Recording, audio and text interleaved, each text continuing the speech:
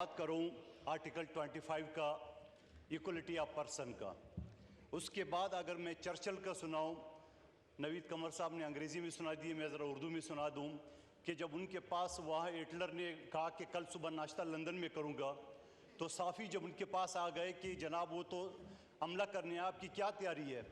तो कहने लगा हिटलर, हमारी जुडिशरी जो है ना वो सही है, लोगों को इंसाफ मिल रहा है। उन्होंने कहा जनाब हम पूछ रहे हैं, वो सुबह नाश्ता करने आ रहे हैं, बॉर्डर पे कब्जा कर रहे हैं यानी लंदन में।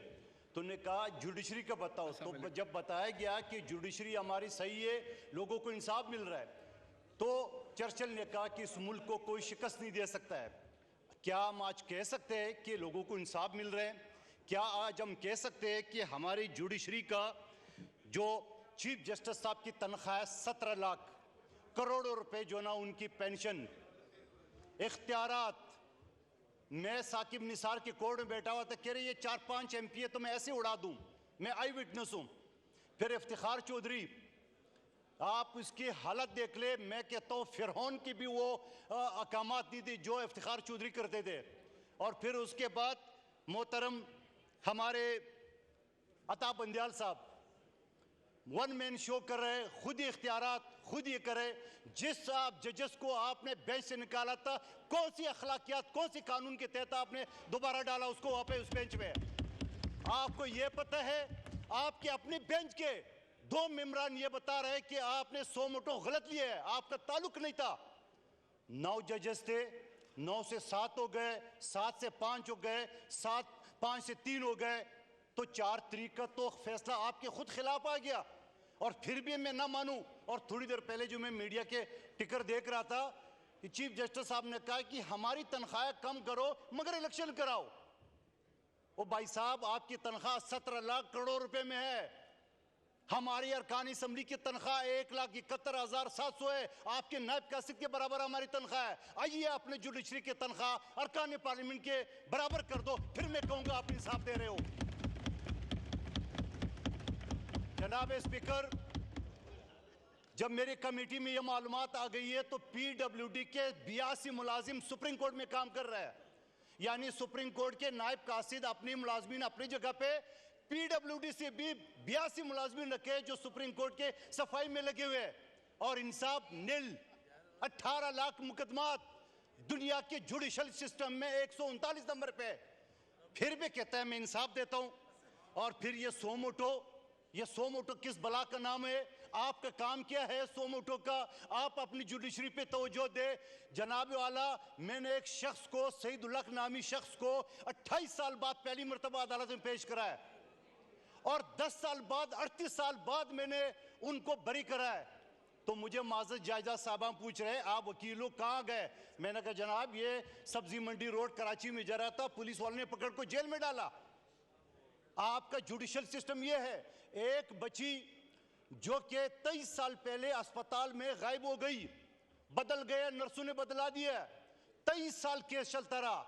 जब मेरे पास 6 महीने पहले वो केस आया और मैंने कहा जनाब आला ये असल वालिदैन है, DNA टेस्ट भी हो चुके हैं आगा खान अस्पताल से, तो मुझे उस जज साहब ने बोला कि जनाब बच्ची तो अभी 18 साल से ऊपर हो गई है, हम अगर फैसला दे भी दे तो बच्ची आपके हवाले नहीं कर सकते।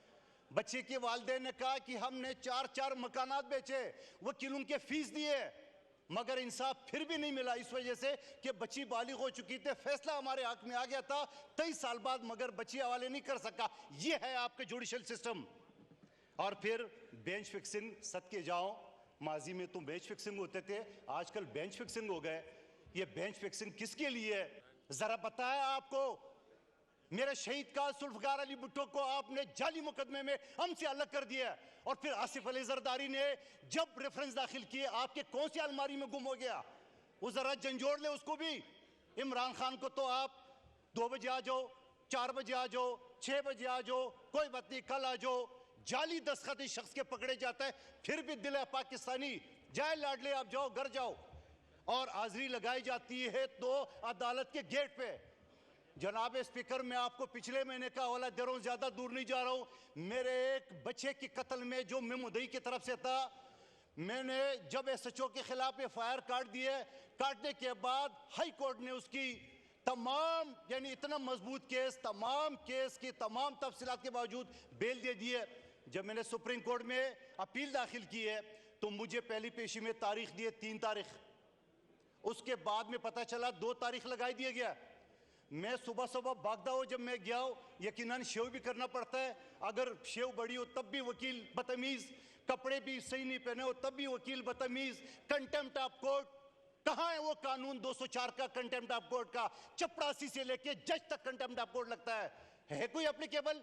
वकील के शक्ल पसंद नहीं है, सालिल के शक्ल पसंद नहीं है तो आउट।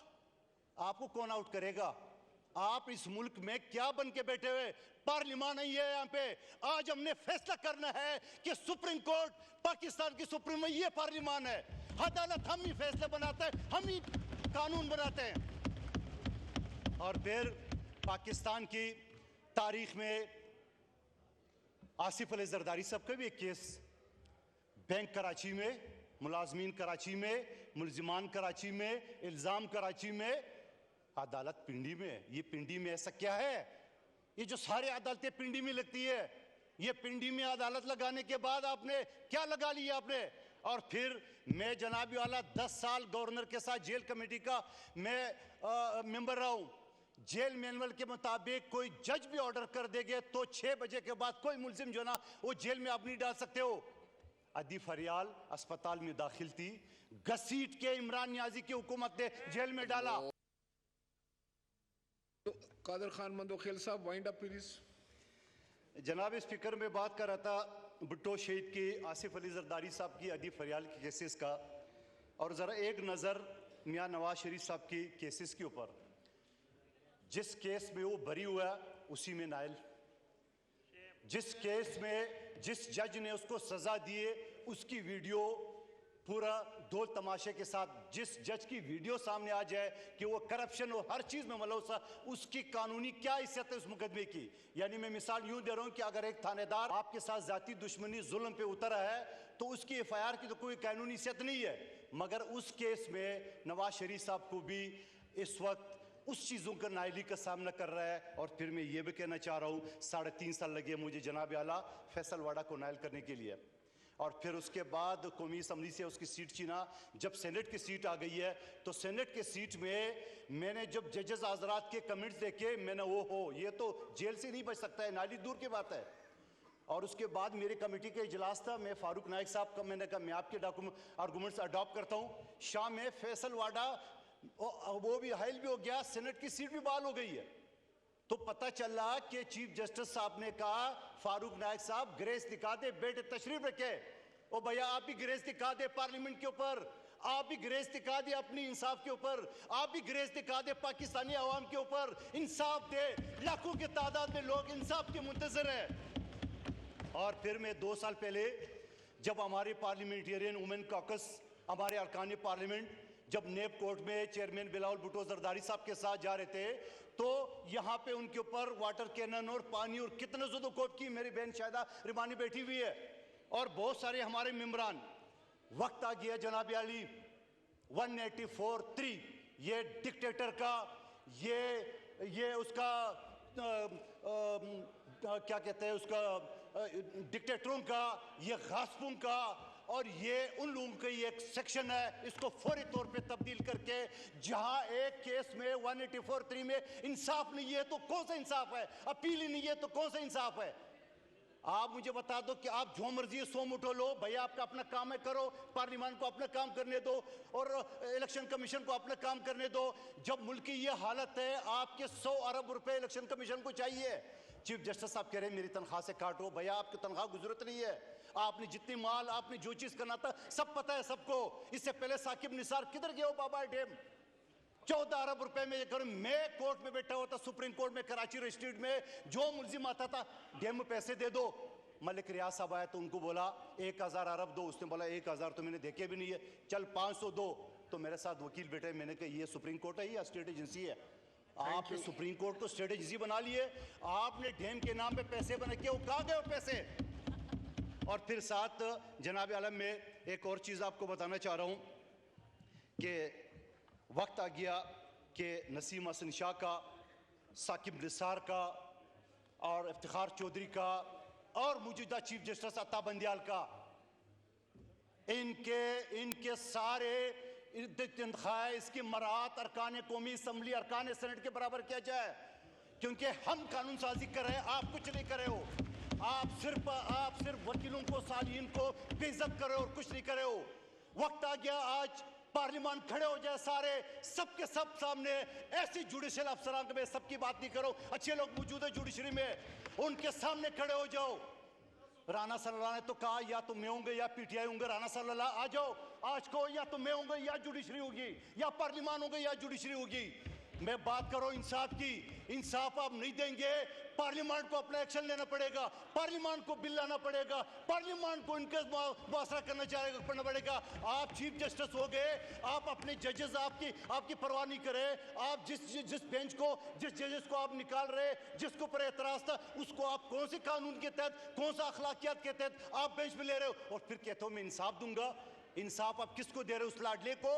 इंसाफ उस शख्स को दे रहे हो? या तो आप डर गए, या तो आपका पूरा घराना तहरीक इंसाफ का है। मैं आपको बता दूं, पूरा का पूरा घराना तहरीक इंसाफ से ताल्लुक है, इन बास जजों का। लेकिन आप क्या समझ रहे हो इस मुल्क के साथ? क्या तहरीक इंसाफ ने इस मुल्क के साथ जो खेला साइफर के नाम पे, क्या आप तहरीक इंसाफ ने इमरान खान ने जो IMF के नाम पे और 3 इनके गद्दारों का ऑडियो टेप आ गया, क्या तहरीक इंसाफ ने सीपैक बंद करा है? क्या तहरीक इंसाफ ने पूरे मगरब से आप कह रहे हैं? आज मेरे चेयरमैन बिलावल भुट्टो साहब अगर शहबाज शरीफ साहब के साथ मिलके GSP प्लस के लिए जहां 16,000 अरब रुपए हमें मिल रहे यूरोप से सब्सिडी के नाम पे, आप उसको सबूताज कर रहे हो, आप उसको खत्म कर रहे हो। तो जनाब वाला मेरी आखिरी गुजारिश है, पार्लियामान को आज फैसला लेना पड़ेगा, क्योंकि अगर आप नहीं लेंगे, इसी तरह ना आप कल इस सीट पे बैठे होंगे, न मैं इस पे बैठूंगा, ये अपने मजे करते रहेंगे और ये आप हमारे सर को भी करते रहेंगे। आज फैसला करना पड़ेगा। Thank you.